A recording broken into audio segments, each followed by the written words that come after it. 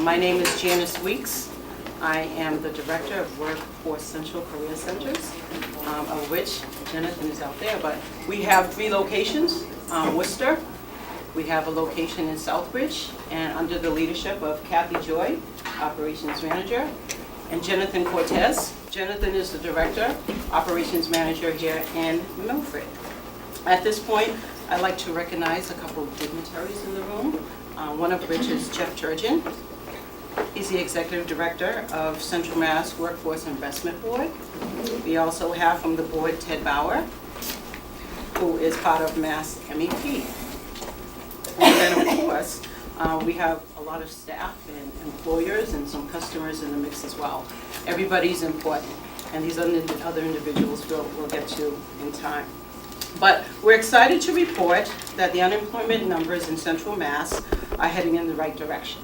They're heading down. They're currently at 6.1, which is down 1.1% in the last year, but still slightly above the statewide rate of 6.0%. Specifically for the city of Worcester, the unemployment rate is 5.8%, for Milford rather, and for Worcester is 6.8%. Southbridge is slightly higher at 8.3%, but on this Friday, they're having a job fair from 9 to 12, so a little plug for that as well. Thank you.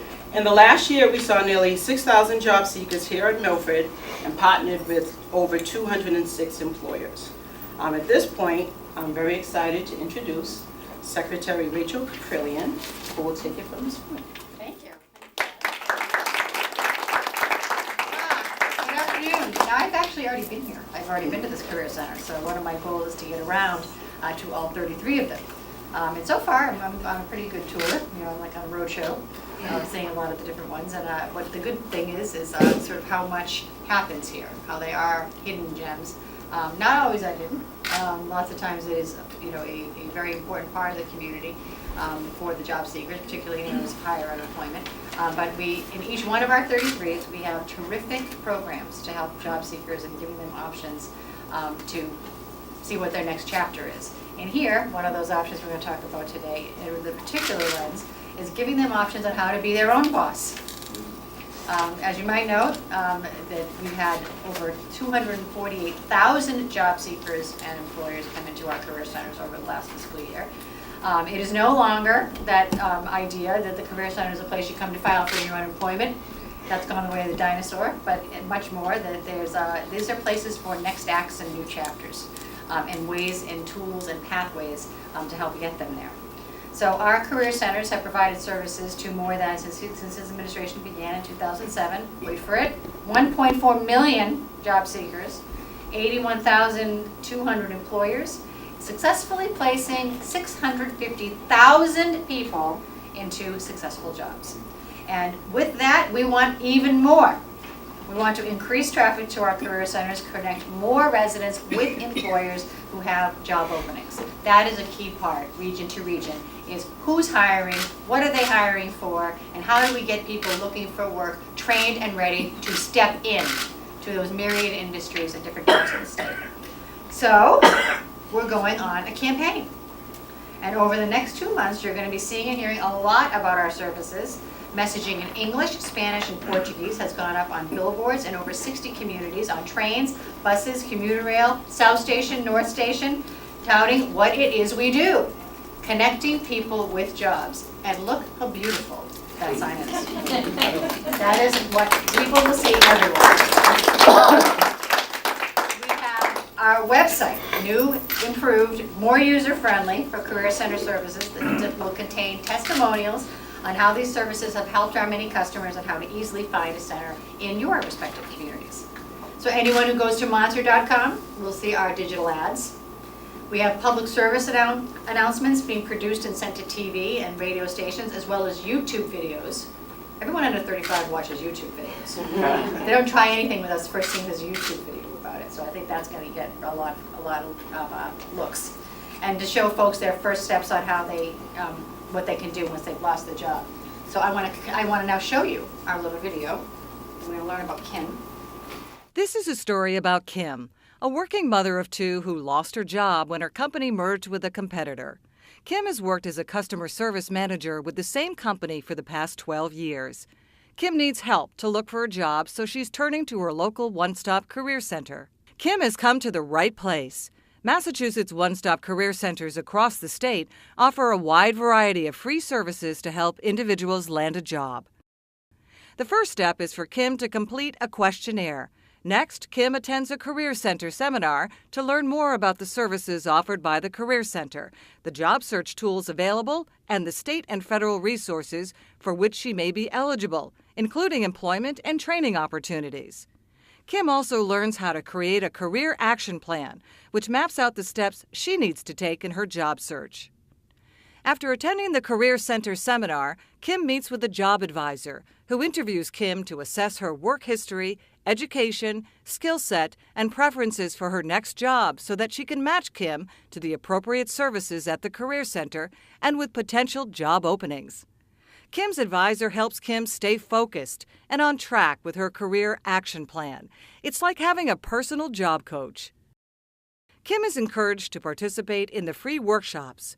Career centers offer many workshops from resume writing, interviewing skills, networking, PC training, and even how to dress for success. In Kim's case, her resume is outdated and does not highlight the breadth of her experience. Kim attends a resume writing workshop and receives hands-on assistance from the workshop leader, a certified resume writer. Kim also learned how to network with friends and family and establish an online presence on social media like LinkedIn and Facebook. Technology has changed the way everyone works. Career centers can help job seekers explore training opportunities to update their skills, become certified, or retrain in a new occupation. Although career centers have limited training funds available for eligible individuals, Pell Grants and loans may offer an option for funding training costs. While Kim wants to stay in the same industry, she has also considered going back to school to update her skills. Training will make Kim more marketable in this competitive job market. Many employers work with career centers to recruit and hire employees. Each month, career centers host on-site recruitments to connect employers with job seekers. Kim has already attended several events hosted by her local career center and others near her. At one event, she had an informational interview with a recruiter, which resulted in an interview with the hiring manager. Kim finds the Career Center services very helpful. She applies all the techniques she has learned, hones her interviewing skills, and takes advantage of the resource room services like PC, printer, fax machine, and labor market information to research companies. After a persistent search, Kim has successfully landed a new job. Kim's journey illustrates what many job seekers experience when they walk into the one-stop career center. Anyone can take advantage of Career Center services, no matter the age, education level, experience, skills, or length of time away from work. Veterans receive priority of service. Other individuals may receive specialized services. The Massachusetts One-Stop Career Centers across the Commonwealth offer wide variety of services for individuals looking for employment. In fact, last year alone, over 100,000 individuals who came to the Career Center for services were successful in finding employment. We hope this video helped you learn more about the full array of services available at the One-Stop Career Centers across the Commonwealth. So, if you're looking for a job, you'd like to explore training opportunities or access specialized services, stop by or call a career center near you. Massachusetts One-Stop Career Centers, a proud partner of the American Job Center Network.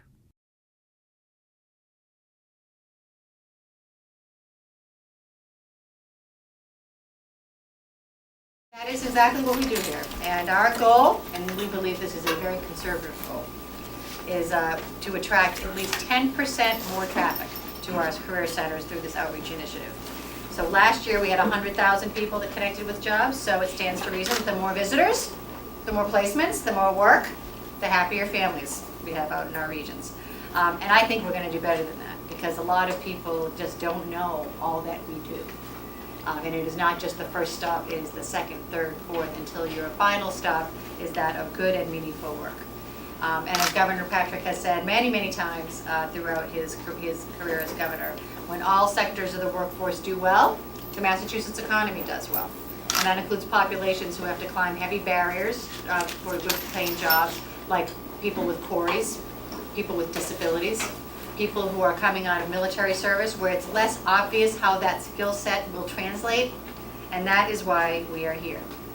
Why we are here working with them, with our highly specialized skill set on our staff, and in connecting with our other state resources, employers and our community colleges. And we've come a long way in just a few years on how we're bringing in the community colleges for training, for access, for and a dialogue with the business community, what they need, how long they need it. So when I talk to employers, they'll say, oh, I don't have enough people to do medical coding. And then the next question is, what do you need to start to go into the program? How long is it? What does it pay? And to answer those questions, you need some idea of how the medical community works, whether you're a CNA or an orderly, or in the environment of a medical community, which is a whole lot of people. You then have a 9-month training program, and out of that 9-month training program, there are 20 jobs available in Worcester and around Worcester County that pay upwards of $20 an hour. That is real progress for something we really need in our Massachusetts economy. And the good news is that's just one small slice of an example. So one of my pledges in this job is to talk to the business community as often as possible, and not just what you need, but how can they help us develop the curriculum and really what the time frame looks like, and that we can help them with our career readiness initiative with what we are sending you, whether they are silver, gold, platinum trained. This is what you're getting. So it's all of that, alignment and appreciation for what it is we're trying to do. And I thank all of you for the work that you do, because every single day I get out of bed and I know what I'm doing matters to people. And I know what I'm doing is going to be meaningful in their daily lives. And that is all of you. We all do this. So thank you for doing what you do. Thank you for being on our team. And I'm excited to hear even more about the entrepreneurship program that gives seekers a valuable option, developing their own track, their own business or service. So I'm going to now introduce Hari Narayan and Amy Mosher, who are going to tell us a lot more about it. Mosher exposure. Exposure with Mosher. Good afternoon, everyone. It's great to see all these friendly faces. Hi, Peter. Okay, my name is Amy Mosher. I'm the Strategy and Innovation Leader at Workforce Central Career Center. Since there's no mic here, I tend to walk around, so that works out for me. So I came on board as part of the One Stop Career Center team in June of 2009, so I'm actually approaching my 5 years. I can't believe that. And I came on through the STEM grant, so I actually used to do workshops in this very room, as well as in Worcester and Southbridge, connecting job seekers and employers in science, technology, engineering, and mathematics. And that was a very successful program called STEM Power. That phased out in 2012, and I said to my boss at the time, I said, I see some gaps in opportunities. Are you open for a pitch? He said, sure, give it a shot. So entrepreneurship program is one of many innovative initiatives we actually have happening at Workforce Central Career Center. And Hari has been doing some of the workshops as well in Milford. And we want to say, even though we're located as well as in Southbridge, you guys would promote the program. And if people want to either come to Worcester or Milford, that's another great aspect of our programs, is that we invite people from all over. So essentially, the entrepreneurship program, we call it the EP for short, it launched in Worcester in July of 2012. And between Worcester and Milford, since that time, we actually have, between the two, there's been 319 members that have attended what's called the E1, or Exploring Entrepreneurship Workshop, between July 2012 and May 2014. In Worcester, we actually have a second workshop that we do to follow up with people that have, thank you, Hari. That's impressive. So we actually have a second program that we reconnect with people. We invite them back. It's opt-in for sure. It's called E2, or the Entrepreneurs Forum. And so it's usually about 2 weeks after the initial workshop, and people get to check in. So we all know that we live in sort of an impersonal job market today, so it's really important for people to feel like they're connected, they're part of a team. The first E1 workshop, we essentially cover, we do an overview of entrepreneurship type concepts and terms. We actually have the participants, and it's usually anywhere between I'd say 15 and 25 people actually attend every month, which is great. We have them do a couple of entrepreneurial type assessments so they can assess if this is an appropriate pathway for them. We know that they may have a great idea, a great concept, but it may not be the right time for them for whatever reason in their lives. So we acknowledge that and we support them in that. We go over terms such as the difference between self-employment and entrepreneurship and intrapreneurship, which refers to inside entrepreneur. So I would consider myself like an inside entrepreneur within this organization because we need people that are creative and innovative and entrepreneurial working within organizations and working within companies. So I tell people your next step may look very different. You may not go immediately into working for yourself, but you may actually be somebody who's innovative on staff, come on board as a project type consultant. So we give sort of an array of different possibilities as to what it might look like. Everybody might not be ready to launch a business successfully tomorrow, but we do provide them with the tools. In Worcester, we also have our colleague from City Hall. He's in the Economic Development Department, and he actually gives 10 to 15 minutes of his time. And he says, if you're looking to open up shop here in Worcester, here are the specific geographic target areas and specific incentives and financial opportunities. So that's really a great collaboration with the city as well. And people actually walk out of the program with a one-page business plan, which is very exciting. Anybody ever tried to write a business plan in their day? Okay, I've actually started 7. I've only almost completed the 1. But a lot of people, they get really intimidated. They say, I can't even imagine finishing a business plan, so this whole self-employment thing is not for me. However, we provide them with a one-page business plan. They walk out of there and they know exactly what the components of the business plan are. They have an outline. They can flesh it out with additional tools that we give them from other what's called WBRA resources. So that's the Worcester Business Resource Alliance. So we actually are one of 13 organizations. We're nonprofit and government agencies that exist exclusively to support small businesses and entrepreneurs in Central Massachusetts. It's a very unique alliance.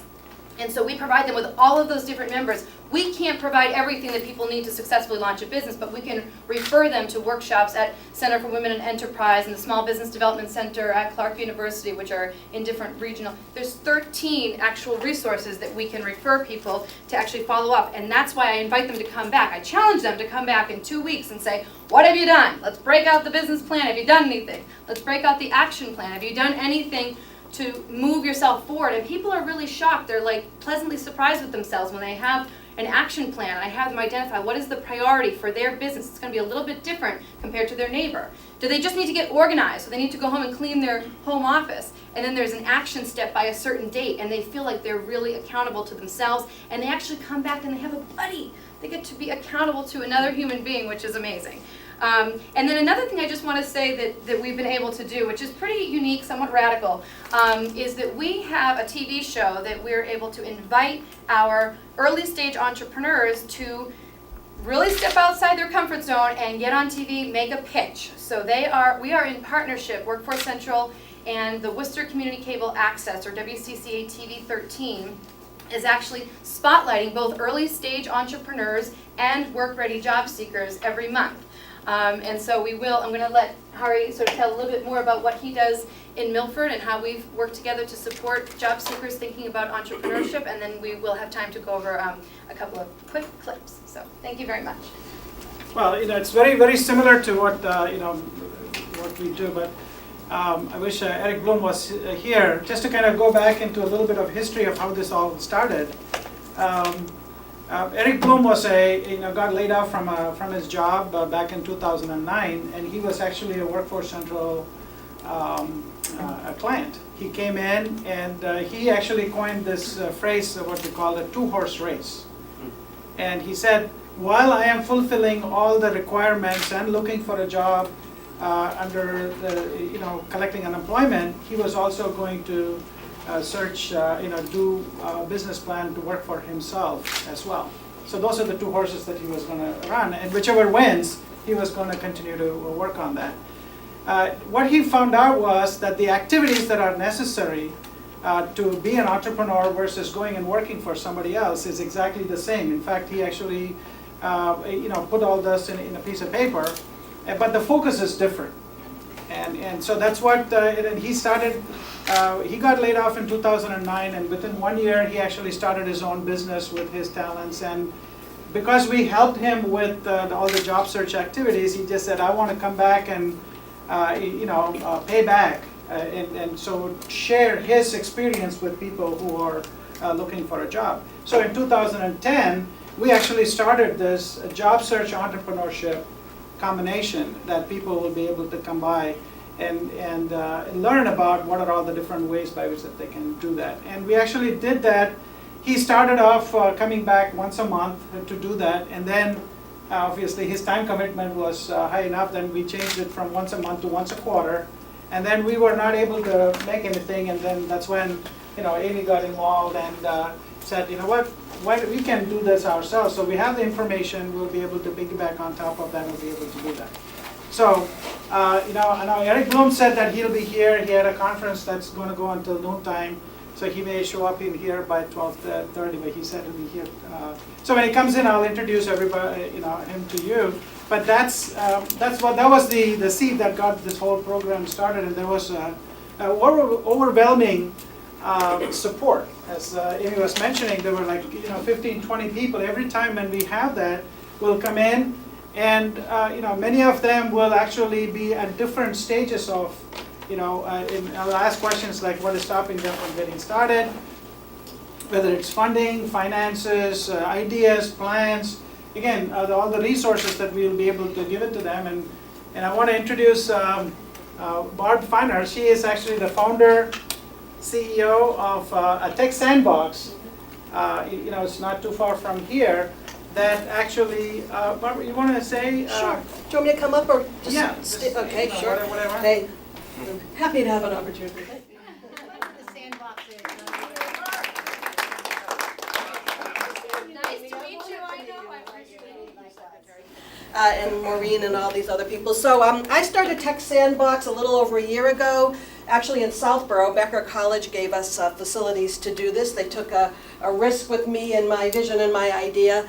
And I tell people, there's always the proverbial straw that broke the camel's back, right? I live in Hudson. I was driving into Boston for the third time one particular week, and I've been on the road an hour, and I'm thinking to myself, I'm on the road an hour, and I'm only in Natick. This is not going to be a good commute. And I started realizing that I was probably spending, and I'm not going in every day because, I'm a consultant, but I was spending, 10 hours a week on the road driving. And I'd love to do one of these. Those of you who are my age will probably, the Bing Bing Big from what was the television show? Yeah, I Dream of Jeannie, right? And fix the mass transportation systems. Please, in my lifetime. But in the meantime, what was I going to actually do to get into the city, and why was I going into the city? And I realized I was going in because of clients, entrepreneurship. I have an engineering background, so I was one of a few engineers in my class at Northeastern. Way back in the dark ages, we did have electricity. But so everything that was happening in science and technology seemed to be happening in Boston and Cambridge.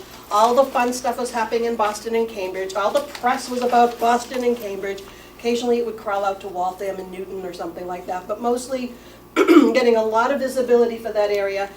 And the other, the proverbial straw, so I'm at Mass Challenge because I do judging and things for that, and I ran into a man who's a lawyer, and he lives in Sudbury, but he works in Westboro.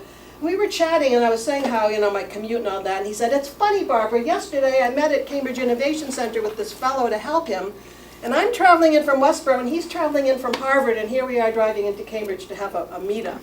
And all these little gears started clicking, and I started saying, I know a lot of people who are in technology, high tech, biotech and all of that out here. And I consider out here anything west of 128 all the way out to Worcester and Uxbridge and all that. Anything you can get to that's kind of within a half hour. Because like a half hour felt really good. It takes me 20 minutes to get out of my neighborhood anyway. So another 15-minute drive is nothing, right?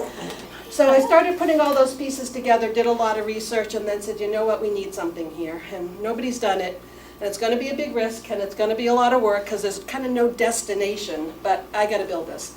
So in September, we got a property right in Hopkinton, just over the Milford line in EMC territory. We have 8,700 square feet, which is pretty big. And it's an innovation center for science and technology people to come and have their businesses there and grow their businesses. So this is my 6th entrepreneurial endeavor. I've started 5 technology companies. This is the first one I've done that has this big hunk of building, which is an interesting challenge. Lori, my second in command, will tell you, like, we have gas leaks, we've had transformers blow, we've had the internet go down. You know, hello, can I talk to your IT department? Hello, well, IT department, but anyway. You know, it is what it is. So we now have, yesterday we signed up another company with a couple of people. We have 13 companies in Tech Sandbox that consider us their co-working space residents. And we offer programs, panels, speakers, workshops. We're trying to mix it up. We typically have 12 to 14 things going on a month to support the different sectors. We have, you know, an IT sector group. Lori actually chairs the, we call it RoboSam, Robotics, Sensors, Automation, Manufacturing sector group. We're too small to divide these up right now. When we get, you know, bigger, they'll each probably deserve their own, but right now, all under the umbrella. Same, you know, IT has IT and mobile, and then we also have life sciences, which is medical devices and the squishy stuff. You can tell that's not my field. And we have all these different programs. The sector groups are ones where we have people come from all sorts of company sizes and all sorts of backgrounds. We also have networking programs and a number of other things. More importantly, we have mentors and advisors, right, that come in and help these companies. So for anybody that anybody knows that's trying to actually start a company that's in the sci-tech sectors, that's what we're there to help support. You were asking about business plans. I've probably written 200 myself. I've gotten funding for myself and other companies.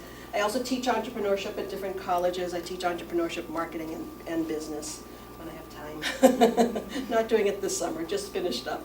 And have worked with student entrepreneurs as well. Unfortunately, I don't have the bandwidth to help people that aren't in starting a sci-tech kind of a company just because I'm one person. But you know, if we can get some more grants, more funding and all that, I'm happy to help people. Hari has asked me occasionally to, you know, help, happy to come in on those sort of occasions. But I'm also a connector. I know a lot of people. So, you know, a quick email, very respectful, where someone's looking for something. I try very, very hard to help. Again, She says looking for something like money. Money would be good. We got a $25,000 grant through Mass Technology Collaborative finally about a month ago. Yay. It's been like 13 months in the making. We only need another $275,000 to pay our bills. But anyway, we're working on it. But that's what we're doing right up the street. One thing that I do want to mention, Madam Secretary, is that coming from a STEM background, most of us who are kind of aware of this, there's a lot of hidden numbers in unemployment, as you know. So people who have been unemployed for, what, a year and a half or whatever, fall off the official numbers that are the ones that are reported, and the actual numbers are about 26% of people, typically over 45, most of them over 50 probably, are actually unemployed or significantly unemployed. Underemployed, sorry, unemployed or significantly underemployed. Thank you, Maureen. And in this region, so I would encourage you, I don't know if you've told the Secretary about the Acton Networking Group, the Hockington Networking Group. Wednesday is networking day. You go to these and you find people with PhDs, master's degrees in electrical engineering, et cetera, who want to work hard, who have the right basic understanding and background, who need maybe some level of retraining or whatever, but we're getting ageism. We get prejudice about people who are long-term unemployed, right? There's a lot of attitudes going on. These are hard things to shift. The governor's very focused on the long-term unemployed. It makes me very angry. But these are older STEM workers, so you have businesses, I'll pick, you know, my neighbors up the street, EMC, that has hundreds of openings and says they can't find them.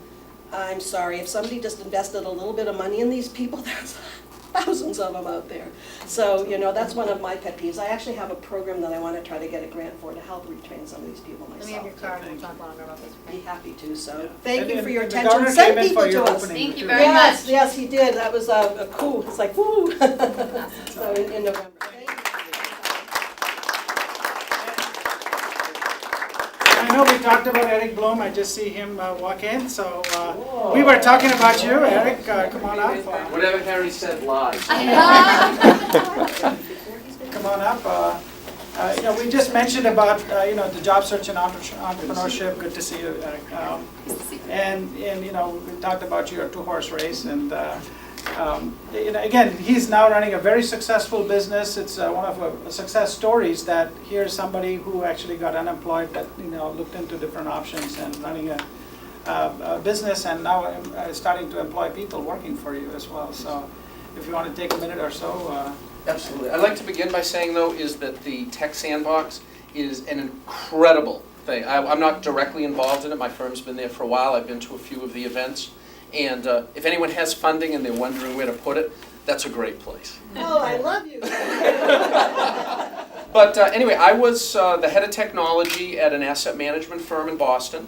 And in January of 2009, myself and a lot of people from financial services, I like to refer to it as given the opportunity to do new things. So what I did is that being in technology, being in financial services, January of 2009 wasn't the best time to be looking for a job. So what I did is that I'd always wanted my own company, but had always worked in corporate America. So what I did is I basically started a horse race with myself. Is that I was doing all my due diligence to looking for a job, but at the same time I was putting in the underpinnings for potentially starting my own firm. And what I found out was there was actually, if you're building a firm or trying to start a firm in the same direction where you're potentially looking for a new job, there's actually a lot of synergy between the two.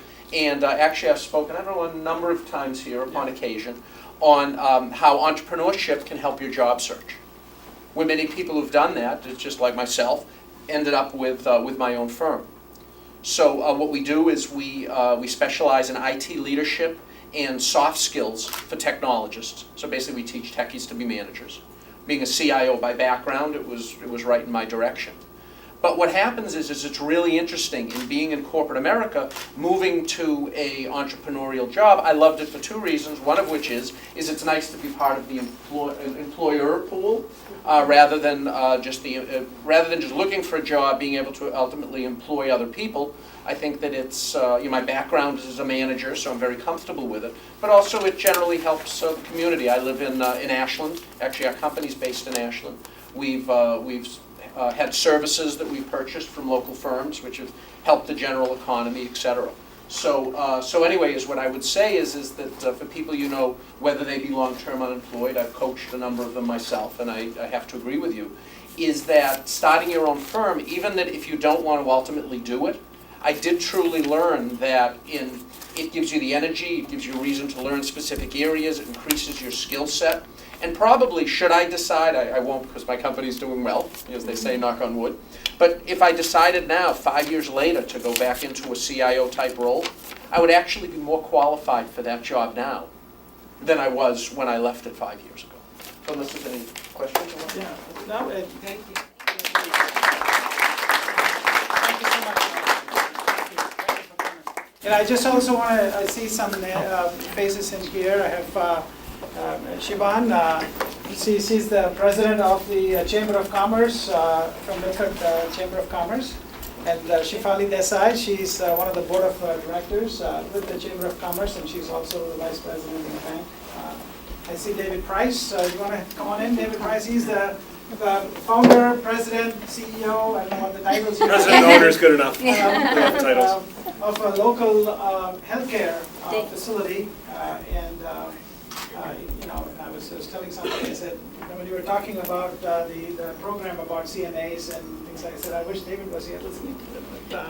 But, We'll talk. yeah, so, and there is a lot of need for that in the Central Mass, and so there's a lot of, the Executive Office of Elder Affairs is actually running some programs to be able to do that. And who else? I see Maureen from the Framingham office, welcome. We have Joe and Jory. They are part of Massachusetts Staffing Association. And if you would take a couple of minutes and explain how the staffing agencies are impacting the labor market and the workforce. We are actually taking an initiative, working partnership with the staffing agencies in order to be able to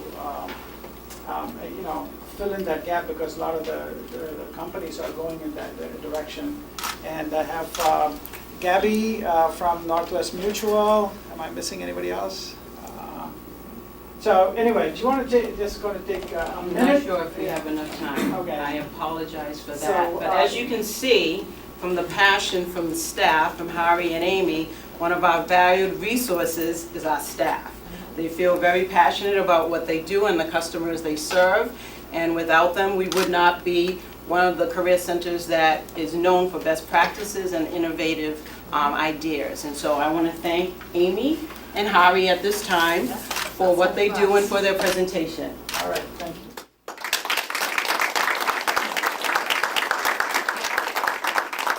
And also another best kept secret about the Career Center is the work that we do with employers. Our services for employers are so much more than just setting up job fairs, although they are important, and we're known for one of the largest job fairs in the Commonwealth that we have annually at DCU.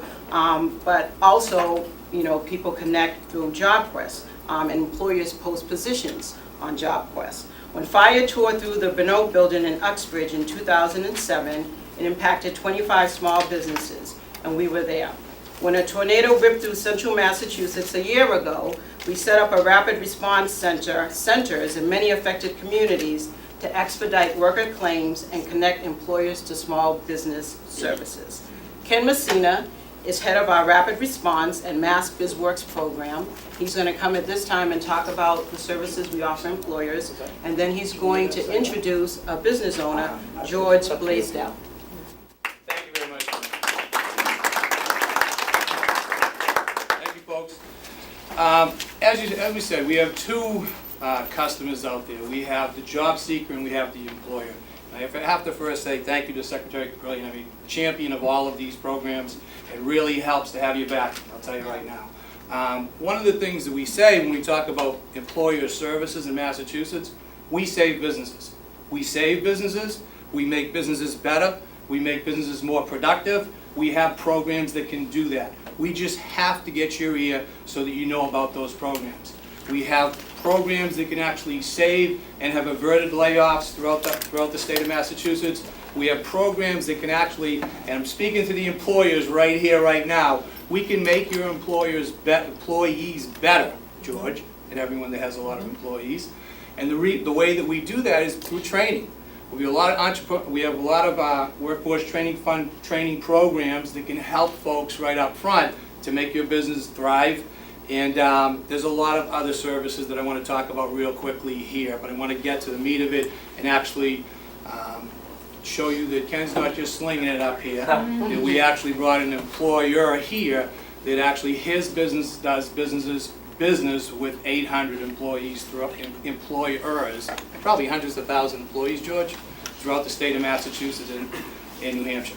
So rapid response, we talked a little bit about it. Yeah, when the fire happened in Uxbridge, a terrible situation. You had a number of small businesses. We're talking about small businesses. The Burnett Mills was full. Joe, what was it, 25 businesses I think we served out there? So 25 businesses were affected when that fire hit. Folks like yourself that were startup business, maybe entrepreneurs, started their business and everything went up in smoke. Joe and I were there early in the morning. The next morning, I remember putting chairs together and trying to set up an operation along with the Career Center to try and help those folks out there. So when we're talking about rapid response, we provide services for companies up front. We provide layoff aversion services, and we serve about 250 companies a year, 22,000 people who are affected by those possible layoffs and closings. We say possible because we're always trying to avert that layoff from happening. The tornado hit as well. When the tornado hit, rapid response along with the career centers, see Maureen here and everyone from the career centers, Jonathan, everyone got together and everyone worked together and set up those centers that helped all those people that were affected by those tornadoes, and small businesses as well too. Setting them up, the Small Business Association, we did all of those services to try and pull that together. So we have this rapid response program, and we have many other programs throughout the state of Massachusetts. And what was happening is that, and this might be one reason that a lot of businesses don't know about our services, it's a little convoluted and a little confusing when you have a number of different agencies with a lot of different services out there coming at a business saying, hey, we want your time. And all of us are coming in, a lot of us are saying the same thing. So what we decided to do, we decided to pull a program together, and it's called BizWorks. I want everyone to remember that. BizWorks is the program in the state of Massachusetts that can help all businesses in all different facets, okay? It's mass.gov/BizWorks, and it is, oh, Jesus, up there. It's a You had to do that. It's a guidebook, it's a manual, it is a tool. It is not just a lovely, bound thing. It is something that is a tool that all businesses can use, something, whether you're in great stead or whether you're in more challenging stead, but it shows you all that we do. Sorry, Well, I didn't mean to interrupt. Secretary's invested in this, I'll tell you right now. And that's the great thing that we have here in Massachusetts. But like the Secretary said, we pulled everything together in one book. And we're also doing a training. It's actually starting this Friday to train every single BSR or anyone who's interfacing with businesses so that they know about all these programs, right? And they can sell them, bundle them, and help your businesses the best way they possibly can. Okay? So, we've been doing this quite often, and I have a good friend here, George Blaisdell, that runs a company that, as I said, his business does business with over 800 employers throughout the state of Massachusetts and New Hampshire. We brought George out when we did the BSR conference about 2 years ago, and he blew everybody else away. And I'm putting him up there. But George, take it away. Oh, thank you. Thank you.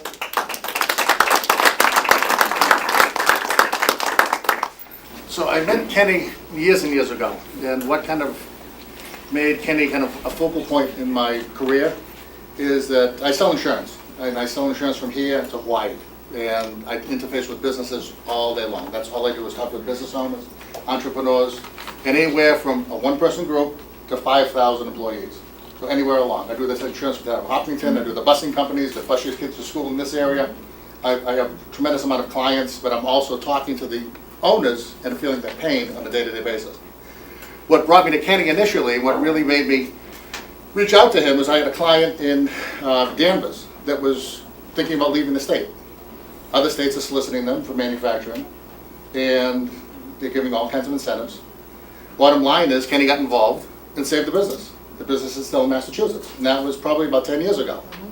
Okay? If it wasn't for Kenny, I can tell you that they would be down there in a nice warm environment. So you owe Kenny a lot for that. And there's a lot of companies. What? It's dialogue. Yeah, that's exactly what it is. And the most important thing that what happens is I'll get involved and I'll start having just a discussion. And when I mention the state, people recoil. And that's what they recoiled. It's back in the shell. Because the first thing is when you mention the state or any kind of authority to an entrepreneur, what are you going to take from me? Right? What are you going to take? That's the natural reaction. What are you going to take? And it's not, and it takes a lot of convincing. And I have a lot of clients that really trust me a lot. And it's breaking that trust that no, he's not here to take. He's actually here to give. And it's a mind blower. It's not what you're expecting at all. And the shock on their faces when Kenny comes in and is talking about these programs is really stunning because they have no idea. They're oblivious. They're like a deer in the headlights. And the fact is that you're here to help me because they have the preconceived notion that the only reason you're coming is to take. And it's not if you're going to take, it's how much you're going to take. And I just want to sit and hold tight so you don't take as much. And you could be telling me all these things, but I'm not going to listen. So when they came off the street, they show that shield. Oh, why are you here? What did I do wrong? What did I do wrong? So recently, I had a company. They're growing. They have a choice of growing in California, a choice of growing in New York, a choice of growing in Massachusetts. I've done the insurance since they came over from China. Tremendous amount of money in this company. Endless capital, literally. Okay, so I got Kenny involved, and Kenny literally assembled a team. The company couldn't be happier, and all they're talking about is making the hub Massachusetts. So not California, not New York, and this is an innovation that Cisco, Boeing, all these big companies are after, saying it's a once in a decade innovation with this technology, and it's just going to be a boom. And the company's going to be going public in 2 years, and they're hiring 400 people in Massachusetts. Okay, 200 in New York, 200 in California. Huge, and they're building a new building to accommodate all of these. That in great part is by Kenny. So it's because of this involvement, convincing, saying Massachusetts is here to help. And it really takes the worry off a company that yes, I have assistance. And Kenny's bringing in literally the academics to talk about the academics. This is software, talking about maybe bringing curriculum into national universities to help this company find their employees here. So having programs that certify them in this technology because it's unique and new. So that's a big leg up. I'll be there again on Friday. I talked to the owner yesterday. She mentioned how wonderful was Mike Cochran went out there. Cochran worked for us running fund, yeah. Couldn't be happier. Thrilled. And all of that makes me look good. So, and when someone, it was 2 weeks ago or a week ago, there's another company in Shirley that's going to be expanding. First, when I get the call, we're going to expand it. Kenny, can you reach out to them? What can you do for them? I get the email, thank you. Kenny called right away. Thank you, I look good. It's like Pavlov's dog. So I know. Tell Kenny. Exactly, it's all Kenny, no, but it's all of the development, and I deal in a tremendous amount of states. So the important thing is I deal from here to literally to Hawaii. I deal with employers. I have one that Kenny hooked me up with. I have a client of mine that's shutting down the location in Pennsylvania and bringing it up north. Okay, so, and you know, it's too bad for Pennsylvania, not so bad for you. Okay, so, yeah, but I don't, the systems that you have here are unique, and the services you offer your people in Massachusetts are unique compared to other states. There's a tremendous amount of support here, far more than any other state. I don't have the ability to have to reach out. Like New York is decent, California is decent, but there's a lot that really, people are on their own. It's really, really difficult. And it's so unique here, it's wonderful. Because there is that support, there is that phone call, the employers have help. They might not understand they have the help. It's getting into that level, but once you get involved, they have more help than they could ever have imagined. So I just want to give a hand out to Kenny, and thank you, because you make me look good day after day. You didn't know you were coming to a love fest for Kenny. No. Hey, you know.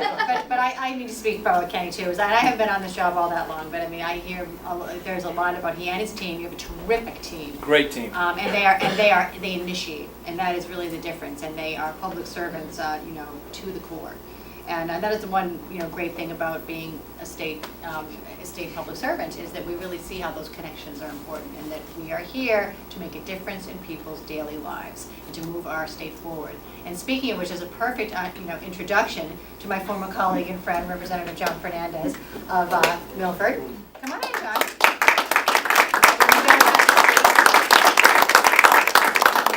I must give the legislature its due, because everything we do with the Executive Office of Labor and Workforce Development is because of the legislative priorities. And I served in the legislature for 14 years. I was lucky enough to serve the last few with John Fernandez.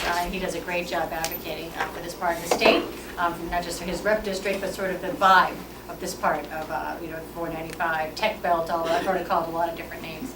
But we are talking about all that we have here at the Milford Career Center, all the way that we're going to help people get to work, get back to work, and particular demographics of the long-term unemployed, people who are older, mature workers. And what I'll also put a plug in is for youth. There is a real problem getting youth that first job experience. It is not just in downtown Boston, it is not just in tough neighborhoods, it is really statewide, and we need to really put a particular lens on that. So I don't know if you want to say anything, John, feel free to. Oh, I just thank you for coming out. We did serve together for a few years in the legislature when I first went in, and Rachel was a great mentor in terms of making sure I understood, and others who came in, what the rules were, how to get things done, where to focus. And she's gone on to do great things as a registrar, now as the secretary. So I really appreciate you coming out here. And you know that we're focused on jobs. There's an economic bill coming up, jobs bill coming up this week, tomorrow, that we're going to be voting on. We're doing amendments on today. So it's a big focus of ours, and you've got an interest in the manufacturing piece that we're working on out here as well. So anything we can do to bring that together. And the issues that you just mentioned, which you're working on, the youth are very big. Very important. So, there are a lot of cross currents, and the governor put out a jobs bill, the House has put out a jobs bill, the Senate's going to probably put out a jobs bill, but the good news is everybody's focused on getting people back to work. Exactly. And I think it's going to be, a lot of those big pictures are going to turn out very well for the people of this Commonwealth. I mean, it's an exciting time, and Massachusetts, relatively to other states, is doing well. But I'm always very quick to point out, anywhere I go in my travels, that we're not one economy, we're like 7 little economies. Massachusetts has 7 regions, and they are not all the same. They do not have the same job base. They do not have the same results. And you have people like John Fernandez who are there to remind people like me who are from outside Boston that the whole state is not what's outside of Boston. I know it well. I learned it well from you and our other colleagues from all parts of the state. And really, and how we fare in Springfield is how we fare, as a state. So I'm happy to take any questions if anybody has any, but I think we're about to wrap up. I thank all of you for your contribution, for your interest, for being here. I'm sure I will see you, or Kenny will see you in our travels as we, continue to work together. All right. Do you have a question? I just have a quick question. So I am on JobQuest daily. As an employer, JobQuest is something that I believe in. And it's free. Absolutely, and it's free. So I love that. I've actually placed 2 people in 6 months from the site. So I am just, when I started using it last year, the information was there for me for the job seekers, and now it's no longer available. So the process of being able to reach out to the job seekers is much harder, and I'm just wondering why. It's a It's a good thing. privacy, we had to. We were not in compliance before, Okay. because we didn't have the technology. to be Yeah. in compliance. That's one of the downsides of, getting better technology, is that you now have the ability to comply with what you couldn't comply with before. Okay. So I don't know how better to say it, except that we shouldn't have been doing it that way. Okay. Even though it was better for the employers. That Yeah. said, we're looking at other mechanisms to kind of get the same results, Okay. while also complying with federal law and not losing all of our federal dollars. Okay. What do you do? What is your business? So I'm the director of recruitment for Northwestern Mutual. And Okay. in our Southborough office, we actually recruit for 5 agencies in the Metro West area. And I just being on the phone, trying to get a hold of the representative to give me the information, they have to reach out to the job seeker, and then the job seeker has to decide if they want to reach back out to me, which is kind of silly. We should probably get like a little, I have a lot of little kitchen cabinets that that's where you solve problems, of like really how we can do that so that the information flows. And you're Yeah. not feeling like you're, what do I do now? Who do I talk to? I'll talk to Jonathan who's out today. Like, how do we make it so that is, we can get the same thing done? Right. In a seamless, predictable way. So I'll get your card, Jonathan. I'm just designating him sort of a collector. That's what I do. Yes. I guess I'm a client of yours, and I just want to thank the Commonwealth, and I'll give you the Reader's Digest version. I had a choice of going to a very expensive outplacement service that my prior employer gave me, or coming here. I come here, All right. okay? That's testament. And I'll give you 2 key words. Outplacement, pretentious. This place, helpful. And if you want to find job seekers, you should just sneak into a few of the workshops. I've been. You will leave with all the employees you need, great employees. Yeah. So thank you very much. It is a pleasure to be a part of it, and you're right. There are the people that come and that are motivated, we leave them better than we found them. And we want to turn them out into their next career opportunity. And some of that is, and I'm finding this in my travels as well, there's a psychological element to it too. I think we do that quite well. And you're around others who understand what it's like to be out of work, who are worried in the same way that you're worried. And it's kind of it's a blow to anybody's sense of being. It can't not be. And we see that and we understand that. But what we want to do is say, most of us will be there at one time or another. Some of us sooner than others, because the governor leaves in December, and that means so do I. So I make reasonable career step myself. Well, I'm not kidding, but anyway. I just have one quick suggestion. You actually mentioned it when we looked at the phone. I didn't know about this until Maureen told me back in October or whatever. I didn't realize your services were available for people who were no longer collecting, if you will, whatever the right euphemism is.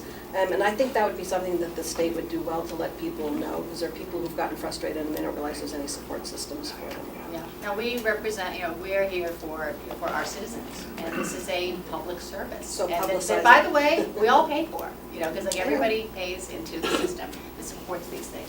And we do a very good job, and we want more and more people coming in. And we have such testimony of people who've done very well by what we do here. So And get word out regional. there so people do that. Yeah, no, we will. We are on a campaign, and that is, as an ex-state rep, I know what campaigns are. And this is a great, we got a great thing to talk about. And in other parts of the state, I was in Lawrence, and it was a Spanish tutorial that they were doing in LinkedIn, and it was great. And it was, we meet people where they are, and how we can, help them. And sometimes that's connecting them to community colleges classes. Sometimes people have whole new, occupational tracks that they'll go down after a certain training. We all look at these things. They might not be the blow that they felt like at the time. They can then become another pathway to something to which anyone is more suited. And who knows how any of us land where we land. Any other questions? Yes. Just a comment to later discuss what you were saying, that I was a stay-at-home mom for 7 years, and then when I ended up getting back into the workforce, I ended up doing it through a friend of mine who I had worked with previously. But this time, and I had absolutely no idea these services were available to me at all. And I happened to get lucky with a friend at the right time. But this time, through unemployment, I then came here and I've gotten all these great resources.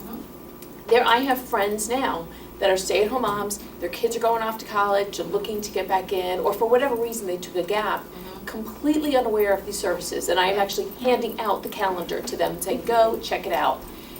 There's a huge, and these are people who I've worked with extensively on PTA committees and things like that. People that have tremendous abilities, who are extremely well educated, who for whatever reasons, their family moving around, someone needed to be home, and they have absolutely no idea where to go. And Huge talent pool. Huge talent pool. Huge talent pool, and I know it because, those are my friends, a lot of them, some of them. And we are working on this Women in the Workforce initiative that the governor came up with, that I chair. And it is how do we, put women in positions of leadership where we are not represented in our numbers in boardrooms, on corporate boards, in C-suites. And a lot of that is because of the so-called track, and a lot of the women disproportionately, the men take time out to care for their children or their elderly parents. There's a lot of that, and that's been growing numbers as well. And I am now one of the members of a consultant sort of on our task force, is someone who started this. The website that's now kind of gotten bigger called iRelaunch, and she is finding stay-at-home moms, or moms who are people who took time out to caregive, however defined, who are tremendously talented, who can't quite figure out how to get back on and relaunch. And I feel like that the state ought to be tapping into that with a lot of our, we have the great tsunami of a lot of retirements happening all around those state agencies. And to get some of these very talented, very experienced people who come off the track, because they sort of are in the same bucket in a lot of psychological ways as the long-term unemployed. And it is very hard to go back to the exact same place you were, because it's grown, it's changed, and you weren't there for that. But you still come with this incredible skill set and the desire to do a good job, ready to plug and play in a lot of ways. And we at the Career Center can show you the latest in Excel. We can show you what the sort of newest trends are in a lot of different support ways, and who's hiring. So I hear you, and our task force is all over it.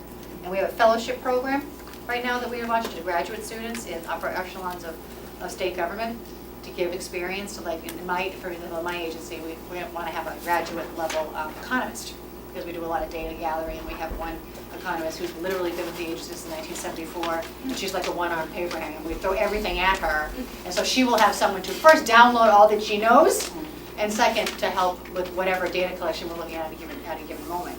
So we thought, in talking to this woman from iRelaunch, that one or two of those fellowships could well be that demographic, as long as they're ready and as long as it fits. So you're right. And people with quarries. That's one of the things the governor is very interested in, and that's at all different levels. But there are a lot of people who just were young, made mistakes, have quarries, and literally can't get back on. And these are people who can really, really contribute and turn their entire trajectory. So we need to pay close attention to some of those populations that are particularly harder to fit. I wanted to say quickly, is I just hired someone in that exact demographic that you mentioned. It's not only good for the person getting the job, it's also great for the employer.